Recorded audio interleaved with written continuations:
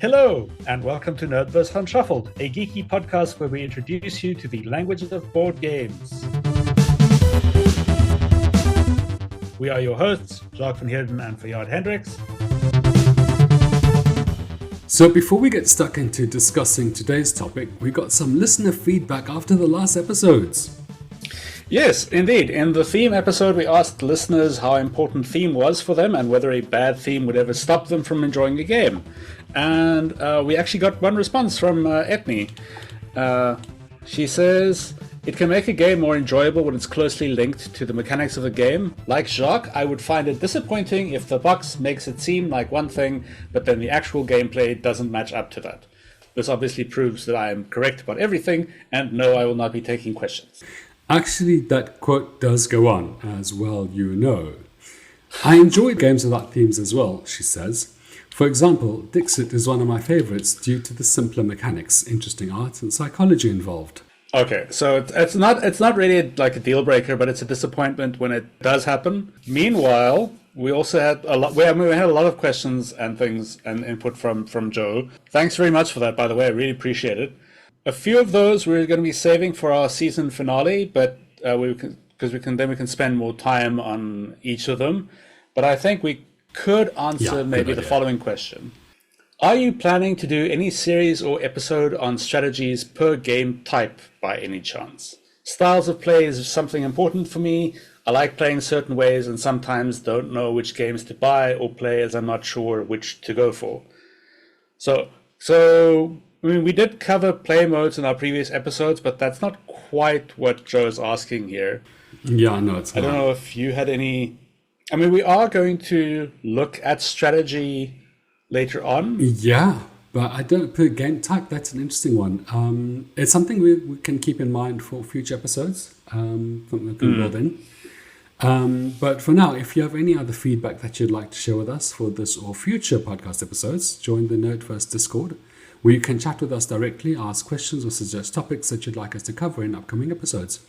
You can also email us at podcast@nerdverse.co.za, and we do look forward to hearing from you. Yeah, so you've given us some food for thought there. We're going to need to figure out how to properly answer that question. But I mean, in the meantime, I think the themes episode might give you some way in to go for that one. There might be some information in the play modes episode as well. Let us know if it did answer your question to some extent.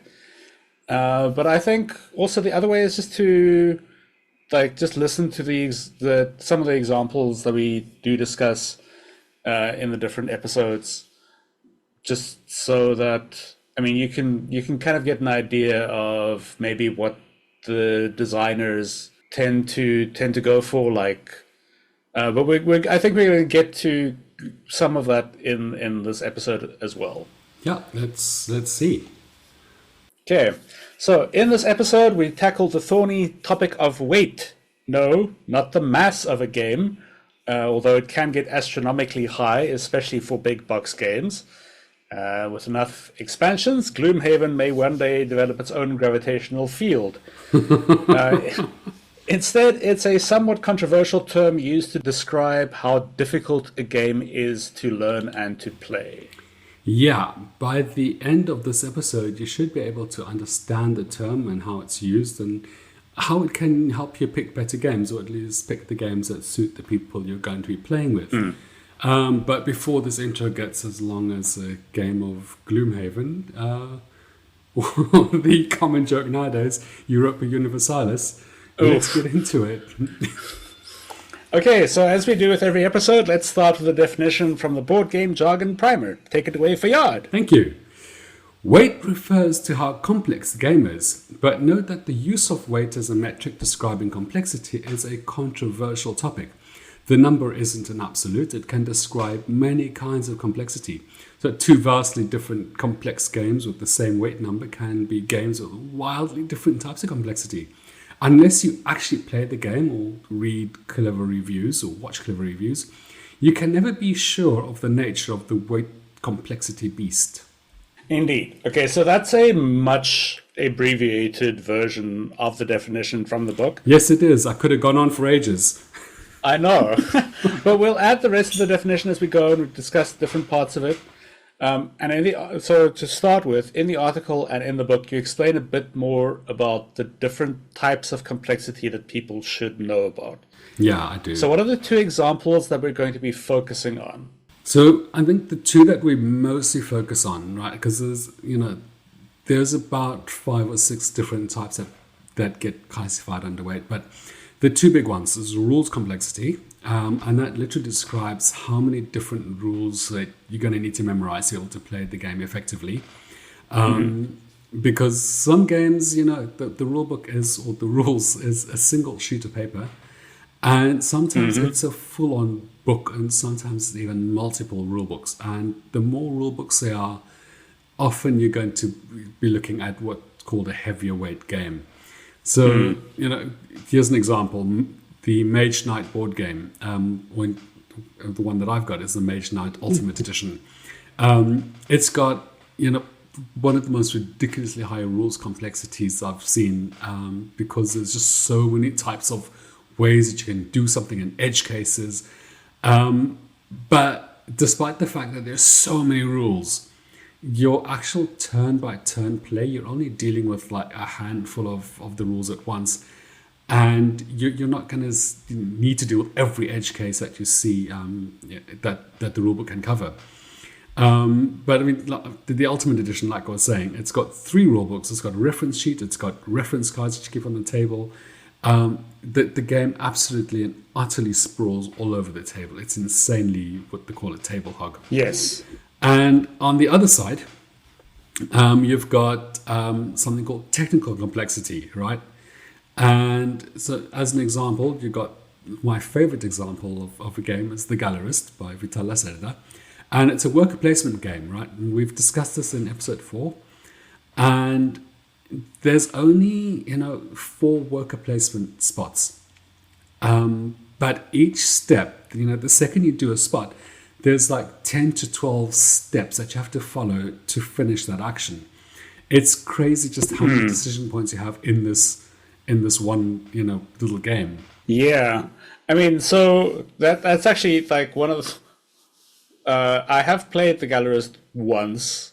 I completely did not follow anything that was going on or that I was supposed to be doing. Yeah. But on the subject of this, we're actually playing Mage Knight, the board game, on Sunday this weekend. Yeah. Which will be my first experience of this. So I'm very interested to see how a game with a similar level of complexity, even if maybe the type of complexity is different, like how much easier it is for me to learn and play this game now that I've played. Yeah. Maybe not games that are quite as complex, but certainly sort of closer to this level of complexity. No, absolutely. I'm going to be keen to see what your experience is like. Yeah. I mean, we'll get back to that Gallerist example in a bit, but just on the subject of this, so a game that both of us have played already, which is one of my favorite heavier games, is Ark Nova, and I keep mentioning this. But how would you describe the complexity in that game? So just pure comparison, right? Ark Nova is way simpler than both Mage Knight and The Gallerist. But you're going to find that the complexity of Ark Nova is more on the technical complexity, not necessarily the rules complexity. Your turn-by-turn plays are simple. That's literally 5 actions. But the second you make a choice, it's like, right, now we've got this sprawl of things that can cascade down after you've made your choice. Yeah, I mean, that's definitely true. I've played a lot of Ark Nova. I haven't played that much of... I mean, I have played a Lacerda game since we started working on this project, or this podcast, shall I say? And I mean, I think that obviously is a sort of more complex game. But Arc Nova is definitely the one that I would play more often. Yeah. So just to so that we can understand the difficulty, the complexity levels. When we talk about BoardGameGeek a bit later, then we'll get into the actual weight numbers, and you can get a better understanding of what I mean by Arc Nova being a simpler or lighter game. Yeah. So okay. So I mean that's a very very sort of high level kind of overview of what we're talking about. So I mean, this is more about like the type of complexity that the reason that this term is controversial is because it includes so many different things. Yeah. But apart from rules complexity and technical complexity, what are some other examples that you were thinking of? There's one that you should be quite familiar with, familiarity-based complexity, right? Because sometimes it takes you like 3, 4, 7 so different plays of the game before it actually clicks in your head and you get it. It's like, oh wait, now I understand how these actions chain together, cascade together, and how the relationship is between this action and that action.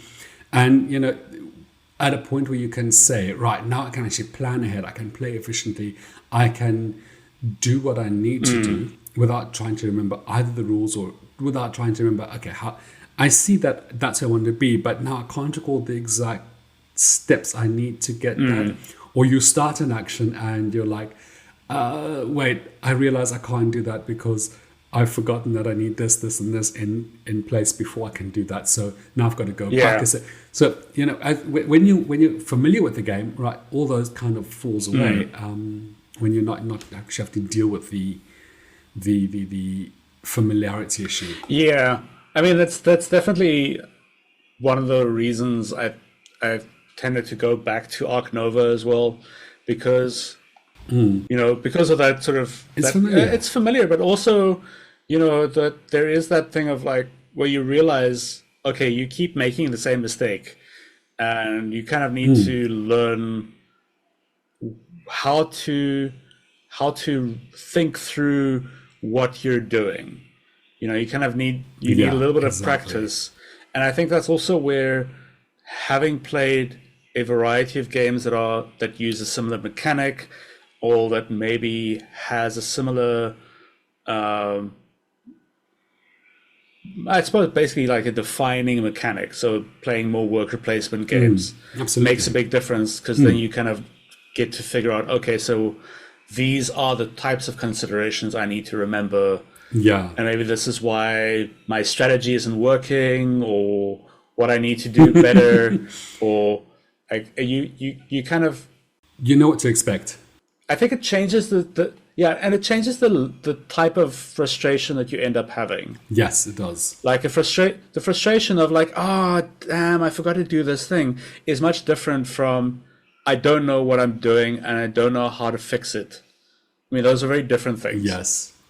So yeah. So just as a by the way, when we're talking about off topic, when gamers want to talk about the physical mass of the game, you were mentioning Gloomhaven early on. They use the term heft to describe the physical mass of the game. And Gloomhaven it's an aptly one. It is 10 kilograms worth of game. A hefty game. It is crazy how heavy the box is. It is hefty. Yep, indeed. So just to contrast what we mean when we talk about weight. Maybe it'd be useful to give some examples of lighter games that are not, on the really difficult end of things, but are far towards the easier side of things. What do you think? Yeah, sure. I suppose Forbidden Island comes to mind as a light game. I mean, it's a very welcoming, easy to learn, easy to teach, collaborative game. Yeah. So everyone's working together, and you can kind of talk through strategy, and you're working together to accomplish a goal as a team. Yeah. But it also, I think, it's a sneaky way of teaching someone very basic elements of a cooperative game. So basically, you're limited to a certain number of actions per round. In this case, you've got 3 actions out of a possible 4. but you're allowed to take the same action multiple times in a row. Each person has a different role that they play, and each role breaks the rules in a very specific, limited way. So it's almost like a superpower. Your character gets to ignore this rule that says you can't do this, and that is a very happy feeling. Like, I think that sort of contributes to why it's so easy to learn. But it's definitely also, there aren't that many rules that anybody has to keep in mind. So, I mean, I think all of that adds to why it is possibly one of the closest things we have to a modern classic. Oh no, I absolutely agree with you there. It is definitely one of those games that I think all people who are new to board gaming absolutely have to play. And for my example, I think I'll Ticket to Ride. It's also another really, really elegant way to introduce people to modern board games, because once again, it's so simple, right? On your turn, you're either taking these train cards from the board, or you're putting down plastic trains, and you're going to want to put down trains to score points. Taking the card don't score points, and you can only do one of those things, either taking or putting down. You can't do both, and you often want to do both. And I think with both games, the reason why they call them gateway games, right, is that they are an easy, a gentle introduction into modern board games and a lot of the conventions we use in modern board games. Yeah. Right?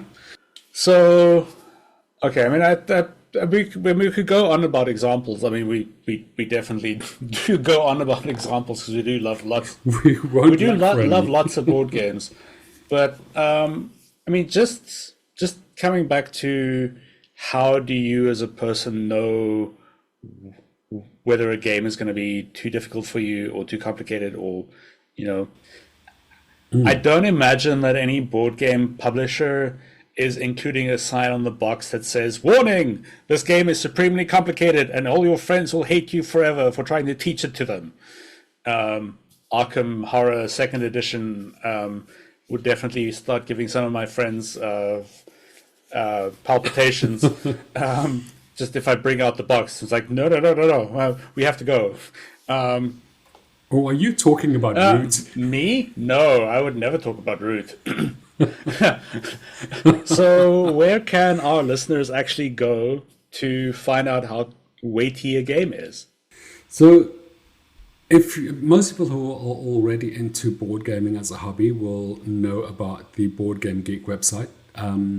But if you don't, and I imagine there are quite a few people who have no idea, is BoardGameGeek.com. It lists a weight underneath the title of each board game, and it's an almost comprehensive list of every single board game out there. I think there's something like I'm not even going to guess how many different. No, too many to count. It's too many. It's I'm going to say a low estimate of like 16,000, and I think that's lowballing quite a bit. But what BoardGameGeek is useful, amongst other things, is that it's got the title of the game, it's got the player count, it's got the playing time, it's got the suggested number of players, and it's got on the far right side the weight of the game, right? And the weight number, it ranges from 1, the easiest game ever, and I think there are possibly 1 or 2 games that rate 1. I don't reckon there are a lot of them. I've actually got one, which is it's 1.06, I think, on the easy rating, and you've got all the way up to 5 on the most difficult game. And I don't think I've ever seen a game hit 5. There are games in the high 4s, but I don't think any game is warranted a 5 just purely out of how complex it is. But once again, it's important to know that this number is not an absolute. It's a guide, right? And it's going to be subjective according to how easy or how difficult your brain takes to grok information. So I was talking about the relative numbers early on. So let's actually get into that, right? So Mage Knight, it has a weight of 4.63. That is as of the recording of this episode. And that's a crazy heavy game. And it shows, right? 3 rulebooks, reference sheets, sprawling game, over 300 odd cards. I think it's over 600 cards, actually. It's just a crazy weighty game. It's a lot to absorb. It's a lot of rules overhead. It's a lot to think about when you're getting to the rules. But when you're actually playing, it's like, okay, I need to remember these rules, but I don't need to remember all of them now. I just need to refer to these ones that are doing it. The Gallerist, it's a fair bit lighter, but it's rated 4.27. So anything with 4 or over is considered advanced level gaming, right? And then Arc Nova, let's get back to that. That's rated 3.76. So it's approaching that 4 expert level, but it's not quite there yet. And it's almost a whole, weight number lower than Mage Knight in terms of complexity. So 4.63 versus 3.76. The difference is quite stark. And when you play Mage Knight, you'll see what I mean. Yeah. Oh, and just as an aside, Lisboa, which is another Lacerda game that we'll get back to later on, that rates as 4.58. Yeah. So those light games that we mentioned earlier, Forbidden Island is 1.74. So you can see it's on the easy side, right? And Ticket to Ride is 1.83. So approaching intermediate, but still easy. Yeah. Right. So you were mentioning you weren't sure which games would get like a 1. So I found one that's a 1.01, which is Cluster. Oh. I mean, and I can basically tell you what the game is in 5 seconds. It's a string and a set of magnets, and the game is you go around in a circle, and everybody puts a magnet down inside this circle, which is sort of formed by the string, and the goal is to put down all of your magnets before anybody else. But the thing is that if 2 of the magnets connect to each other, even if it jumps, you have to pick up all the magnets that have bumped into each other, and that's the game. Yeah, that's delightful. The other one, the one that I mentioned earlier, that's like 1.06. It's called Win Lose Banana. Oh my god! The game is literally 3 cards. Right, one says win, one says lose, one says banana. And the game is very simple. Right, is that you offered these 3 cards, and the person has to, the person who takes the winning card automatically wins. Yes. Right, and they're entitled to a banana. So you hand out these 3 cards, the person with the win holds up the winning card, says, "I've won." Right, I'm entitled to a banana, and now the other 2 players have to convince the winner that they're the banana. No. Yes. No. Just no. No. Wait, hang on. Now I have to check what Happy Salmon is. One of those. It's one of those games that's delightful if you're drunk or high, or lack of sleep. Happy Salmon is 1.07. Yeah. Okay, so I mean, look, Happy Salmon is also quite light. We will not speak of this again. So our other favorite benchmark, Monopoly, runs in at 1.62. So it's not far-fetched for a group of 8-year-olds to roll out Forbidden Island, and they do. I mean, look, having one of my kids, well, both my kids were 8 years old once, but having had an 8-year-old with 1 point, and 2 points actually, and one of them loved Forbidden Island, so I can testify to the fact that 8-year-olds absolutely adore Forbidden Island, and it's just as great for young players as it is for older ones. And I think that's where we're going to take a short little break. Yeah, catch you after the break.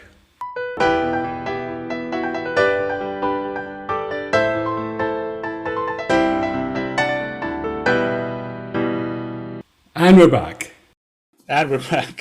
So how does this terminology help us? Or better yet, how does a game's complexity affect whether you want to play it? So this is an easy one, right? Because if you are new to board games, you're going to want to not be hauling out Terra Mystica or Mage Knight as your first game, and especially if you're hauling out games for completely new players, for a bunch of friends, you're excited, you want to show them, what all the fun's about.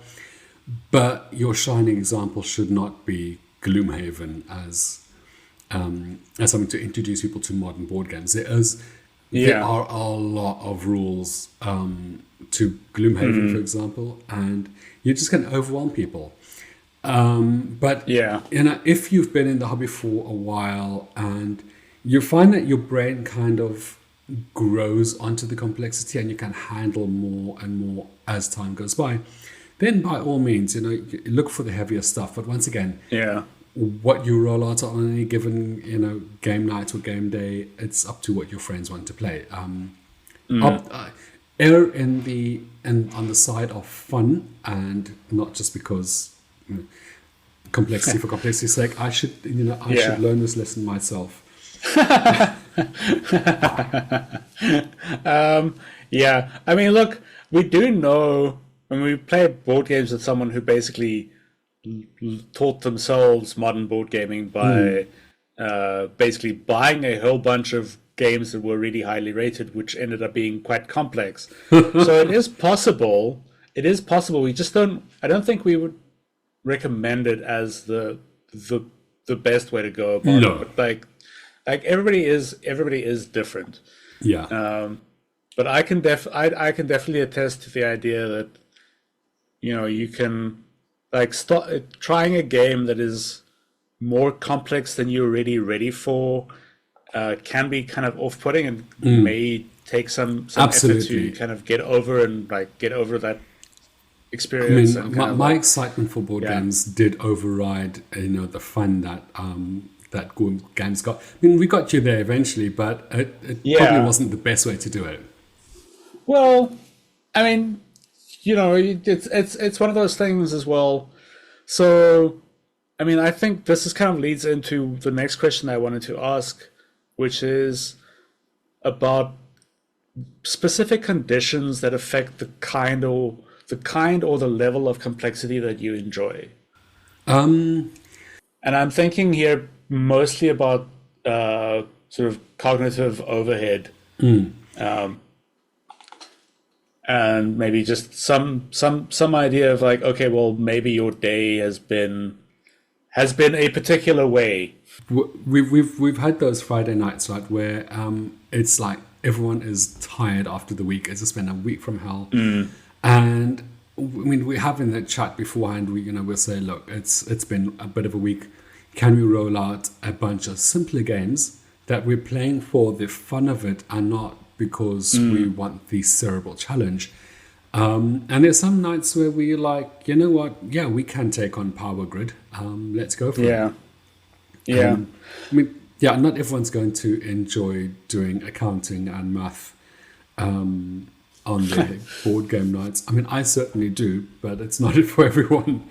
I mean, for me, like I was saying, it's mostly, for me, it's about cognitive overhead, like how intensely have I had to think over the course of a week? And now you're asking me to, first of all, learn a new board game, or in the second example, just play a game that I need to kind of like maybe reread the rules a bit, watch the video again, kind of like go over, maybe make some notes, whatever. But it's also like what time, which day you're playing it on. Have you been working? Like, are you playing it after work hours? Are you playing it on a Saturday? Are you playing it on a Sunday afternoon?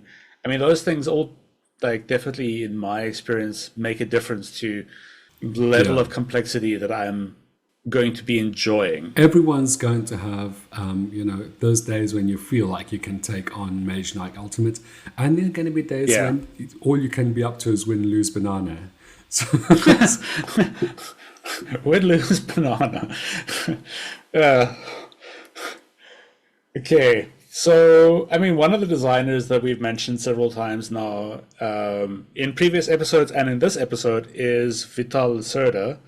Now, when you try to teach me the Gallerist, that was a while ago now. I think it was back in 2019. Yeah. I mean, I've spoken about what that experience was like for me, but how was that experience like for you? I mean, what else did you learn from that, apart from exactly how grumpy I can get and I don't know what's going on in a game? I mean, I think what it pointed out to me is just how important, no, not how important, but how different people's brains can absorb different things in, easier different ways. I mean, the gallerist I found, for example, my own experience was that I thought this is intuitive. I can see the links between doing this action and getting that, and I can see exactly how to. But you clearly didn't get that same, the same linkages in terms of. You didn't find it as intuitive as I did. And I think that's important, is that, we do have to take it in consideration that, okay, just because I find something intuitive doesn't mean that someone else is going to be. Yeah. I mean, I think that's definitely true. I mean, there's also the question of some people find a particular activity easier than others. So, I mean, we've definitely got friends who avoid a particular style of game, root, but also like just avoiding a certain style of game because their brain doesn't work that way. Yeah. Just because they don't enjoy the experience of doing this particular activity. So, I mean, look, we've got one friend of ours who absolutely does not do deduction games because he doesn't get it, and that's fine. We'll roll those games out now and again, and mostly without him, and that's fine. Yeah. I mean that game is maybe complex or difficult for him for a very different reason than what the gallerist was for me. Yeah. And I think that also kind of just getting back to Joe's question from earlier. I think one of the things to keep in mind when you're deciding what kind of a game to play is what you're actually going to be doing when you're playing it. Just because you're playing a board game doesn't mean that every board game involves the same activities, right? Yeah.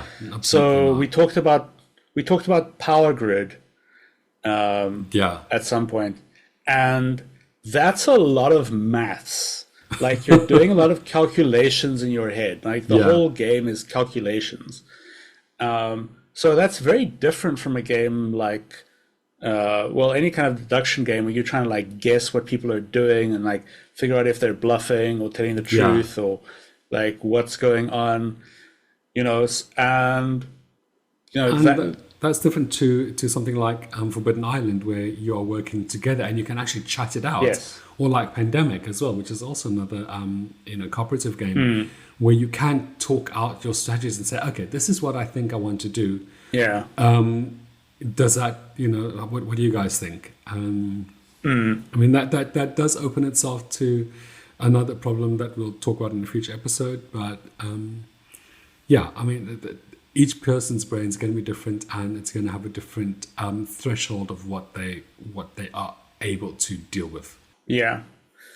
Okay, and then getting back to, I think, this idea of familiarity-based complexity that you mentioned earlier.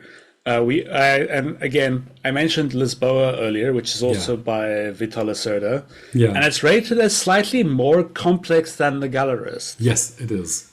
To be fair, it's only a difference of 0.31 on that BGG scale. Yeah. And yet, when I played it recently, I found it so much easier to learn.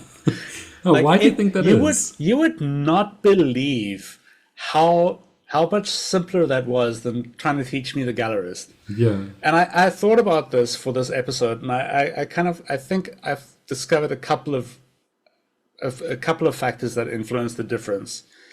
So first of all, it's the familiarity with similar games, especially games of maybe not of a similar weight, but sort of approaching that level of complexity. That weight range, yeah. Yeah. Also, just being more familiar with the types of mechanics that are that are in that game that kind of fit together. So, when you're learning the rules, it makes better sense because I've had more experience with the separate mechanics that kind of make up this game. So then the other thing was that for me, it had a really solid theme. So it really helped me make sense of the rules and what I should be doing. And also, don't roll out a really complicated game at the end of an evening, which is what I'm guilty of doing often. Well, you did give us when we played Root. That was all we played, and I still had no idea what I was doing. Roll for the Galaxy. Roll for the Galaxy. I think. Yeah, if I've played 2 games that I'm playing for the first time, don't try and teach me a third game. It's not going to work. And I need to remember this for myself. Yeah. When I go back to my friends that I used to play board games with very often, but now I need to try and apply all these rules and all these lessons. Yeah. When I go back and actually teach them, it's like, hey, there's this I love Cascadia. Cascadia is great. It's really simple to learn if you know a little bit about the stuff. So the psychology back there is something I think I've mentioned before. It's called the curse of knowledge. We forget what it's like to not know something. I'm just as guilty of it. It is a terrible curse. Yeah. And again, it gets us back to why we started this podcast in the first place, right? Because board gamers are often the worst thing, the worst way to be introduced to board games is ask a board gamer about board games, and they will talk your ear off, and you will not understand a single thing that they're talking about. So hopefully this has made this whole issue of weight and picking games and which games you play, where do you start, where do you end. Hopefully that's made this a little bit easier. Let us know if it has or if it hasn't, or if you've got any particular questions you specifically want to ask. Yeah, we'd love to hear from you. But I think that's what kind of what we wanted to cover. I don't know if there was anything that you wanted to bring up. No, this is getting heavy. Let's put it down. Yeah.